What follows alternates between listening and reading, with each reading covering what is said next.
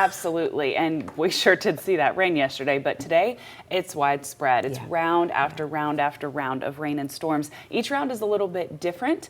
The good news is it does look like some of the components that we need for tornadoes, we're going to get them, but at all different parts, so it's not exactly lining up. So that tornado that makes threat, me feel better. Yeah, we talked about that yesterday, right? That tornado threat is a little bit lower, so that's wonderful news. 4:48 on your Wednesday. Here's 31 triple Doppler clouds for all of us. Take a look at that rain, though.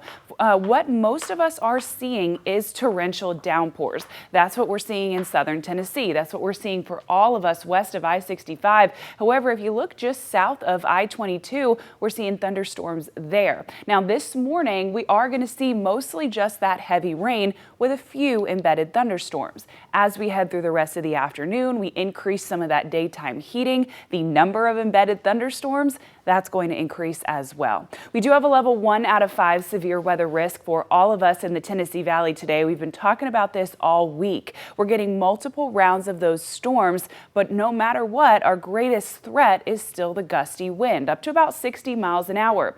On top of it, we're talking about a full day of rain. So especially as we get towards this evening, which we'll talk about in a second, as the cold front moves through, we will have already been seeing rain all day. So localized ponding and flooding are something I would be watching for, especially as we head later into the day.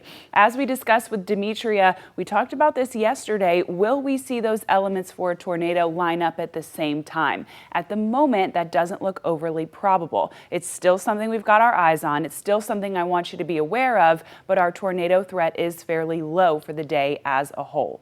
As we move through the rest of your early morning, we're going to continue to see that scattered rain and storm coverage move through. As the sun starts to rise, it becomes a little bit more pocketed and widespread. We will keep this hit or miss nature of storms compared to right now, where it's fairly linear, as we head throughout the afternoon.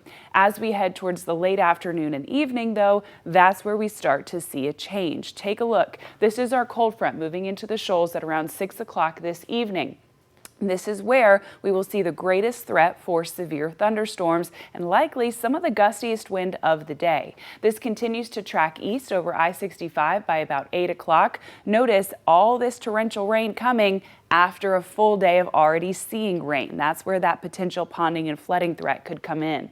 We see that front stretch into Sand Mountain by about 10 p.m. This leading edge where the most likely severe weather would be, that gets out of the way by about 11 p.m., but we are still left with pockets of rain into the overnight that will take us into pockets of rain tomorrow.